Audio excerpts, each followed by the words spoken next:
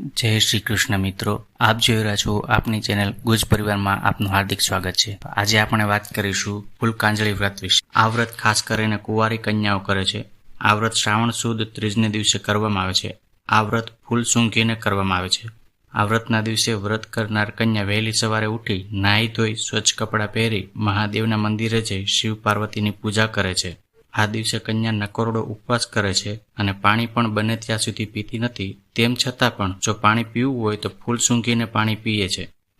આખો દિવસ મહાદેવજીનું સ્મરણ કરવું। જ્યારે દિવસ આથમે ત્યારે ગાયો ઘેર આવે છે ત્યારે સાંજે ગાયનું પૂજન કરે છે અને ગાયના પૂજન બાદ ફળાહાર કરે છે। ફળાહાર કરતા પહેલા પણ ફૂલ સૂંઘે છે। આ દિવસે વ્રત કરનાર આખી રાત જાગરણ કરી મહાદેવજીના ભજન ગીતો ગાય છે, શિવ મહિમાના ગ્રંથો વાંચે છે।